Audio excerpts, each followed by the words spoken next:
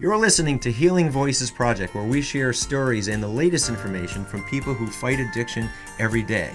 I'm Mike Torville, your host and author of Voices from the Fallen. Thank you for listening, for following, and most of all, for sharing with people you care about. Make your voice count too.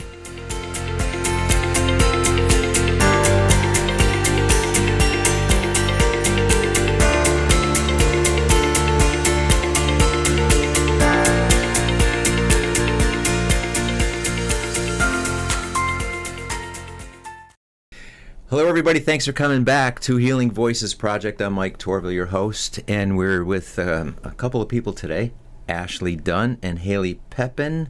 Welcome, both of you. Thank you. Thanks for thanks for coming. Hayley's been on before from Northstar Recovery, yes. And we had a nice conversation with Kayla, your old colleague, and so we had a really good discussion, but that was about a year ago, I think. And we talked about a lot of topics, what Northstar Recovery is doing. We talked a little bit about EMDR, which is eye movement desensitization and reprocessing. Great job. Wow. But we talked, and I always said, well, we got to get you back. We got to talk more about that. And here it took us a year to do this. That's okay. It's half my fault. But anyway, here we are again. So and since it's been a while, and I think it'd be great to a little bit about Northstar. And Hayley, if you want to start, just what's your job there? And a little bit about Northstar, where you're located, and what you do, and then we'll get to Ashley, and then we'll dive in. All right. So, what is your position at Northstar? So I am the Vice President of Clinical Operations, and so I oversee Southborough and West Springfield, all the operational stuff, all the clinical stuff, and all the growth initiatives that we're doing. Yeah, and you are growing. We are growing. We are yeah. growing. We're actually starting mental health, a mental health primary program, June 2nd in Southborough. Oh, nice, yeah. So that's exciting. Have you reached your capacity in West Springfield? So, it always fluctuates. People graduate, new people come in, and so it's grown definitely, and as has our staff and the facility. We've opened a new area of the facility, and so it's been fun. Northstar has been there for about 2 years. Were you there from the beginning? I was in the West Springfield location. In the West Springfield location, okay. And so Southborough has been open longer than that. So okay. They've been open 3.5. And you've been there a little over 2 years? I've been up there a little over 2 years. Wow. And I know you get into all different things with your position. Mm-hmm. One of the things we're going to talk about, which is the EMDR, and we're going to talk about that. And we also have Ashley Dunn. It's your first time here, so yes. Good. Thanks for coming. What is your job at Northstar? So I'm the program coordinator for West Springfield. My job consists of some clinical operation stuff, some regular operations, talking about insurance with clients, and then I also work one-on-one with clients, so I kind of do a lot of different things, and I'm kind of like the liaison in between all these different departments. It just makes it flow. So seeing clients one-on-one, doing groups. I run the family program. A family program is something we started recently that's just for the clients' family members or alumni's family members. And you've been in Northstar for about a year. A year, a little over a year. Has your job evolved a little since then? Very much. Yeah, I could tell, yeah. Very much. It's kind of hard to explain because it's just kind of, it just keeps growing because Northstar keeps growing, and so my job keeps growing. Yeah. And what did you do before joining Northstar? Oh, well, before Northstar, I had been in this field doing admissions, running groups. I worked in a women's residential program, so I'd been in a few different types of facilities, some case management, and so it's just kind of evolved. I'm a person in recovery myself, so prior to being in recovery, I worked a totally different life. I had like a beauty career and all of that, owned a salon and all of that. Oh, I can tell. Oh, right thank away. You. I carry it with me, so yeah. Well, that's great. So actually, and you mentioned that earlier, you're a person in recovery. Want to tell us a quick story about where you were? Yeah. A little bit about your history. Yeah. What brought you to where you are now? Yeah. Yeah. I mean, recovery is a long battle. I identify as like an alcoholic, so that's like a progressive illness for me, and so it was kind of just like this up and down and trying to find my way in life and having this thing be ever present. And so it finally came to a point, where it had progressed, I needed to do something about it. And when I had gotten to that point, I had already had a bachelor's in psychology, I owned a salon, I had like a very different life, but I should have had more knowledge about the recovery world than I had none. So while you were working Yeah. and kind of an entrepreneur, right, Yeah. starting a business, you were drinking throughout that? Oh, yeah. Oh, yeah. Oh, yeah. Okay. So Yeah. how did that affect your career and your family? And, I mean, it affects everything. Yeah. I were you young when you started? very young. Because Yeah. you still are young. Yeah, not Yeah. so much anymore. But yeah, I mean, I started very young. It was just like a part of the environment for me. Yeah. I probably started around 12, 13. Oh. Yeah, and I didn't come into recovery until my 30s. So it was like an up and down process of managing it, not being able to manage it, and trying all these different avenues of doing it myself without support. So I had no idea about the recovery world. I had no idea about inpatient, outpatient, anything like that until I came into it myself. And so having a psychology degree, I kind of like saw this world and was very interested in helping people, particularly women, because I had a really hard time myself coming into recovery because the consequences of admitting I had a problem were so big. As I have 2 kids, and so that was very hard for me to kind of finally surrender and deal with the consequences. What finally worked for you? Yeah, so I mean, it's a combination. So I'm a member of Alcoholics Anonymous. That's been a huge part of my recovery.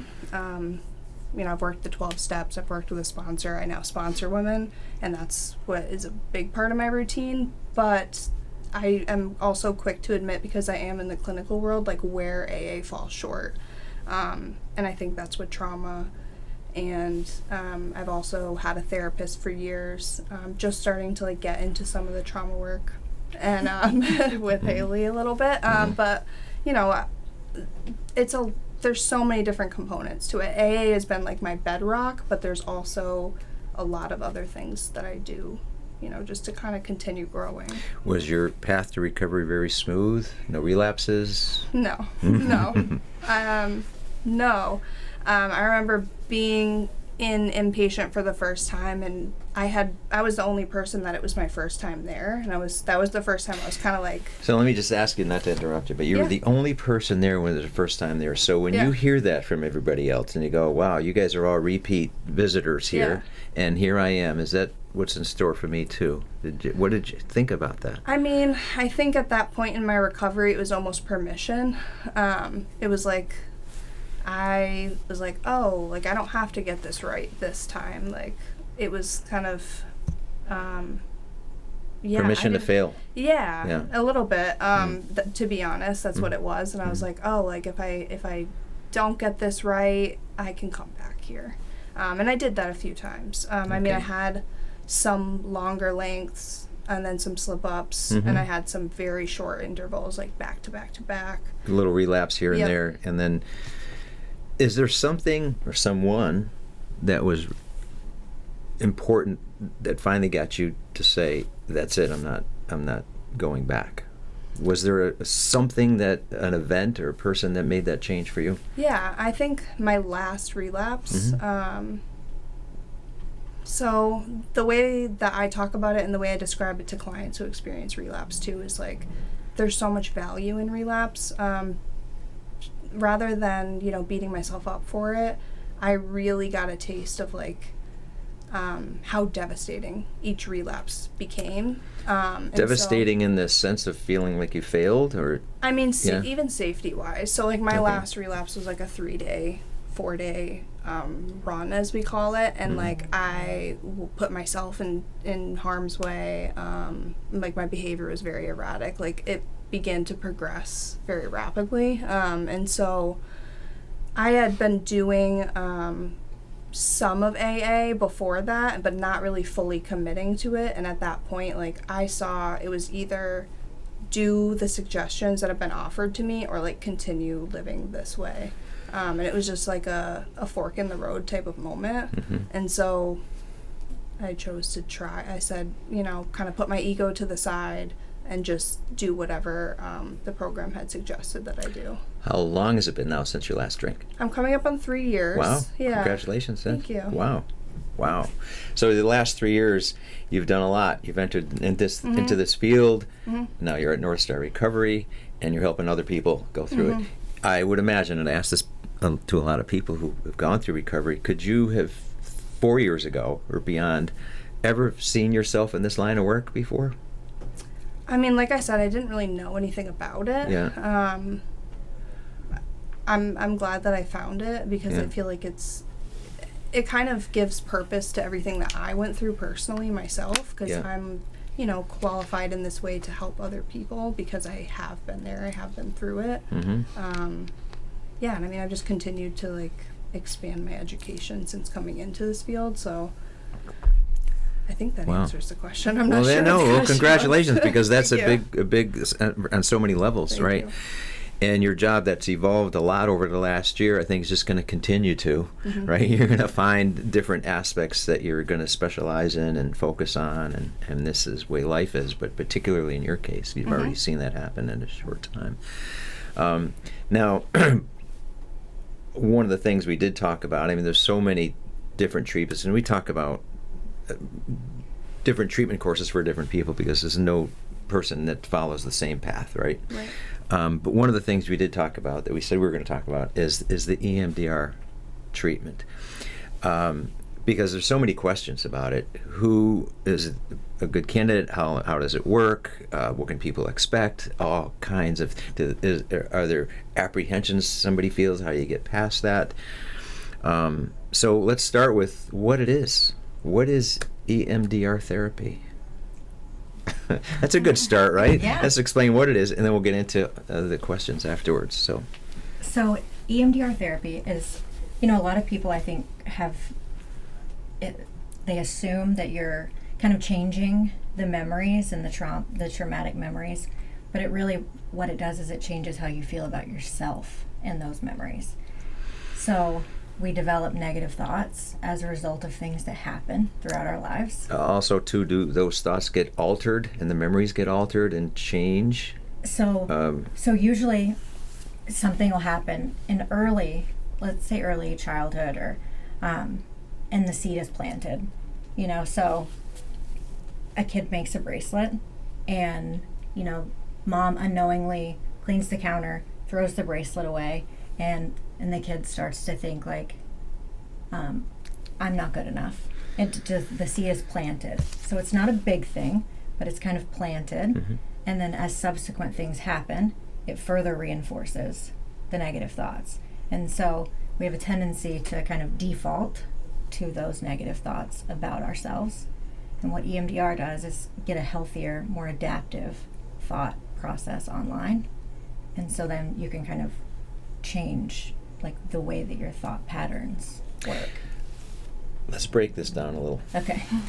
And I'm going to take the long version of this. Eye movement, desensitization, and reprocessing. Right. Well, we kind of know what eye movement is, right? Right. Happens in our sleep too. Right. REM With sleep. REM sleep, yeah. And reprocessing, obviously, it's self-explanatory. The word in there that I find makes me wonder is desensitization. That's the key, I think, because you're desensitizing through eye movement. So how do these words come together? Because the eye movement, desensitization, and reprocessing. Let's take it for what it says. Okay. How does eye movement desensitize you, and what gets reprocessed? So in REM sleep, Yeah. that's, you know, it's our healing state of sleep. We reprocess memories, we prepare for the next day. We do all the things through the rapid eye movement. And so when you use rapid eye movement or any kind of bilateral like movements, which is so you're going across the midline. Right? Bilateral stimulation? Correct. Okay. Because you're engaging both sides of your brain, like your emotional side, your logical side, and so it allows you, that's what allows for the reprocessing. But the desensitization is as you're reprocessing a specific memory, it becomes kind of like seems further and further away. And so it's not quite as vivid. It's more of like, yes, it's still a memory, but it's not as, doesn't prompt, you know, the trauma, flashbacks, the triggers, it's a memory, but it's not as acute. You're not feeling it quite as much in your body. And the idea is, so going forward, it won't have that same effect. Right. Okay. So you're trying to desensitize the trauma that triggers those bad feelings. Now, I'm asking a couple dumb questions here because, one, during that treatment, people are conscious, they're aware. Okay, Mm-hmm. It's not like hypnosis. No. Not at all. No. And what type of who do you treat? In other words, who's a candidate? How do you determine if somebody's a good candidate for EMDR? So, I mean, one of the big things is there's so much for EMDR that's sometimes you don't even have to reprocess memories. Okay. It can be about just stretching your window of tolerance. So, because what happens is whenever there's trauma, your window of tolerance kind of shrinks. So you can become outside of that and become hyper aroused, panic attacks, that kind of stuff, or hypo, where people just kind of shut down, dissociate. And so when you do resourcing, which is one of the earlier phases in EMDR, it's kind of like you're helping them build their tolerance, that window of tolerance, so that things don't make them go outside of that quite as often.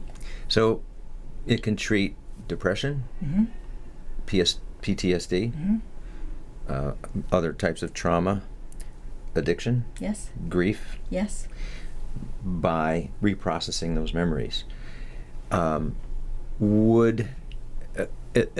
there any unintended consequences? Meaning, if somebody has just kind of hidden something and they protect themselves from those memories, and then you bring them back, and the word you used earlier, you arouse that memory, right? Does that have an unintended consequence that now this is triggered and it's making somebody relive that trauma? Does that ever happen? So somebody can definitely become flooded with emotions or memories if it's not done properly. Okay. So if somebody doesn't have the resourcing, you know, and they're not able to de-escalate or contain the emotions, triggers, traumas, then that can happen. So it can destabilize, which is why I think a lot of people are hesitant with someone in early recovery, because the fear is that they may destabilize and then it cause a relapse. That was my next question, actually, because afterwards, are they skeptical? Are they fearful? How do you overcome someone's apprehensions before that type of therapy? So for me personally, I think the more you know, the less scary it can be. Yep. But I mean, were you hesitant? Were you apprehensive? Like what? I don't think so. I think doing I did an EMDR session recently for the first time. Who did the therapy with you? Hayley. Okay, so Yeah. good. All right. To really experience firsthand, how she does that. I don't think there was any apprehension. I do have a good understanding of it, so I think that was helpful. So I think that being a piece. Let's of the talk about process. what a session might look like if somebody's going to go in. And you're right, there's all kinds of. So if somebody comes and says, okay, and you say, it's after, I'm sure you talk through whether or not this is going to be a good therapy session, if it's for the right person and everything. But let's talk through. Somebody sits down and you talked about this bilateral stimulation with either your eyes or your hands, right? What happens during a session, and how long does a session typically last? So, I mean, are we talking like a very first new client or a reprocessing session? Let's talk about both. Okay. I mean, it's because if it's your initial, what could someone expect from that initial visit, that initial session, and then ongoing? Because that was actually a follow-up question, because once you have your initial session or sessions, what's the duration and how many sessions usually make this effective, So, I mean, initially it starts out just like normal therapy. You're going to do history taking and find out kind of. Sort of an assessment. Correct. Right, okay. And from there, you're going to do the resourcing. You're going to visualization of compartmentalization is what I like to call it, like a container or something that can help somebody de-escalate, emotionally regulate themselves and try and stretching the window of tolerance. Okay. And then in subsequent sessions, you can get into reprocessing, maybe. Depending on the person, the emotional regulation piece might be kind of just where you stay for a while, just trying to stretch that window of tolerance. So you're sitting with somebody. Right. And so the first session, do you do the stimulation and the movement on the first session or no? For the history taking? Yeah, no. So the next would be, how do you work out that stimulation? Because you is it something with your hands, it's physical, with your eye? Do you get the eye movement, and how does that actually help the trigger, and what happens after that? What can someone expect? So I always I use pulsers, the hand buzzers. It vibrates in your hands, it alternates, it's like buzz, buzz, buzz. You're not buzzing it, it's buzzing and you're feeling it. Right. Okay. And you can also use headphones with it, and Okay. it'll kind of have tones in your ears as well. So it can be sound or a buzzer or something. Or eye movements. Or eye movement, okay. And so when we start doing resourcing, I usually, show them what it looks like. This is what it feels like. Kind of not the rapid movements, like the rapid eye movements, but more of just something to keep you grounded in the present. And like, this is what you can expect. And, I kind of say in subsequent sessions, it'll be faster or something like that. So just so they can get a feel for the process. Okay. In that process, and Ashley, you've experienced it. So what happens when you're doing that? You have a conversation, you're talking, right? And what's happening with you? I mean, it's pretty amazing. I think it depends on what we were talking about in that moment, or like what we were processing in that moment. But for example, like I had a very vivid visual memory, and then through using like the bilateral stimulation and kind of her walking me through the process, I was almost trying to grasp that same visual memory, and like I couldn't quite picture it the same, or like it seemed, like she said before, like a little farther away, or it's like a little more hazy. And I'm a skeptic with not a skeptic, but Well, I go in being like, right. I'm neutral. I'm not saying this is absolutely going to work for me. This is, You were I willing wanted- to give it a chance. Yeah, I wanted to see yeah. what it was, Mhm. but that was like my genuine. So I was very surprised that it happened that quickly. It was like pretty instantly with the stimulation. Wow. Mm-hmm. And so, hence back to the desensitization, right? Mhm. That's what happens. Yeah. You're It's desensitizing less that. sharp. It's really, and it's noticeable quickly. It's Very effective quickly. fast. Yeah. How many of those sessions did you do? So Just one. we did one with the reprocessing. Wow. Yeah. Is So, that normal? Because she does already know me, and she knows my ability to resource, which is like regulate myself, and she knows that part of me, and like I'm able to I have a lot of coping skills. I'm very emotionally regulated, so we were kind of able to jump in that way. You're just a that quick you study, wouldn't- aren't you? Yeah. Yeah. So it was a little bit different than a normal client that would Mm-hmm. be a brand new client. How'd you feel after? In other words, what changed for you after the sessions? The first thing I noticed, which was interesting, was I was extremely tired, like sleepy. Really? So, Yeah. Yep. All right. Not in like a negative way, just kind of like I had just done something big and was tired from it. And then I was able to bounce back pretty quickly and like actually like went about the rest of my day. But I was very calm, grounded. I wasn't activated in any way. But yeah, I think sleepy was like the big And feeling you, dumb question, but you remember it all. Yeah. You remember the conversation. You remember what occurred during it. So it's not like you're unconscious and you say, "Wow, what just happened?" It's not like that. Right. So you talked about all the reasons why this might be effective: depression, trauma, grief, addiction, all kinds. And addiction, really, because you're getting into the root cause of things, and that's really the purpose, right? Who is it not good for? Where do you say no? The EMDR is just not the right therapy.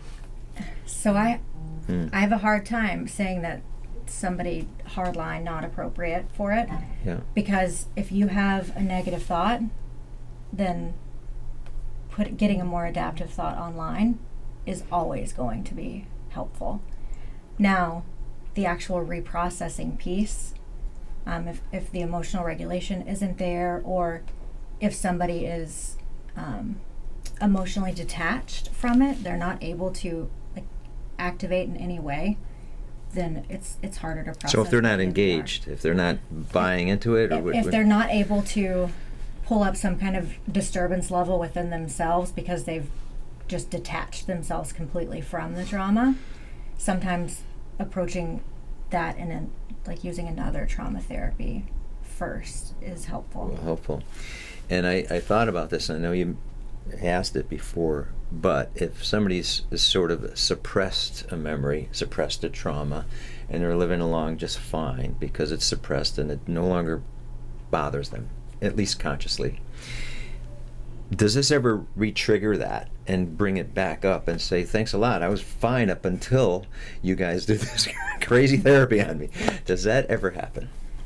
So memories can come, like memories that people haven't thought of in a long time can come up, or kind of like Ashley said, she had like a really vivid visual, but you can reprocess even just like a feeling, or typically even suppressed memories are presenting themselves in some way negatively in people's lives, whether it's in patterns of relationships or other maladaptive ways in their lives. So it's the negative thought, just processing the negative thought itself and getting the healthier thought pattern is helpful. And it may reveal memories as insignificant as they may seem, but it may reveal something that really was the cause, like the example you gave with the bracelet being brushed off to the side, which then led to other thoughts of being not worthy or whatever it was. But sometimes it's something small, but it leads to a chain of events, right? Right. So well, there's three main ways that it works. So there's you can process an entire negative thought, and then a lot of memories can come up, or you can, that's the EMDR, the capital EMDR, and then there's what they call EMD little r, which is like you're reprocessing maybe one event. Okay. And then the typical, like how I typically approach it with clients, is like an EMD. So yes, it's an event, but we're breaking it up into bite-sized pieces. Like, okay, what was the worst part of the event? Okay, then what? Then what? Then what? And so, like a pie, we're cutting it. And like we're going to process this, and then this. Small bites. Exactly. And then you get into the bigger, okay. Exactly. That makes sense, because sometimes all at once would be just a bit much. Right, even one event, it's going to be a lot. The phone call, the day after, there's a lot, oftentimes. And so as much as you're talking about treatment options being different, the EMDR therapy can vary from person to person quite a bit in terms of the effectiveness, the duration of it, and what memories and what's buried and so on. But going back to the important thing is, a lot of people don't seem to know about EMDR, right? Right. But being open-minded to it, what would they be afraid of? What's the downside? Is there a reason for anybody to be nervous? I mean, I think doing your research into the person that's doing it, because like she said, different people are appropriate for different types of EMDR, and so there could be a fear around someone who is not appropriate for a certain type jumping into that type and then being re-triggered. So just really understanding who is doing it, Okay. What their background is, what their education is. And you talked about going back to something because you just made me think of something. That you talked about the stimulation with your hands and the buzzers, right? Or the audio that sounds, and it alternates. It forces your brain to be present, but also trigger the memory, right? And so this is bilateral stimulation, right? How did it work with the eyes? Do you wave a watch? How do you get the eye movement to go back and forth? Just with your hands, like you're just following. Really? Yeah. So that's certainly nothing to be afraid of. In other words, you're not going to have probes and electrodes, things like that. No, we're not shocking you. We're not shocking, right. So if people get the idea, when I've talked about those buzzers, I thought, I wonder if anybody get the wrong idea that you're not placing buzzers on your head. It's very simple, very safe, right?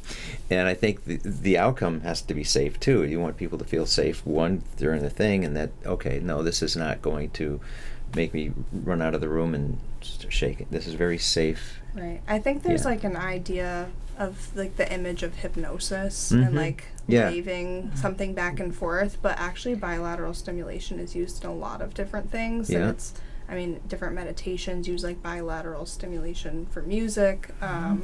You're talking about like the tapping to like, it's a grounding, it's a way to ground, so it's used in a lot of different things. So there's ways that people can like expose themselves to the bilateral stimulation before having the therapy. It's not like having the bilateral stimulation is what causes the memory. That's helpful to know. Yeah. And you said something too, and I always go back because it takes me a minute to absorb what you're saying. Sometimes you said it was exhausting after.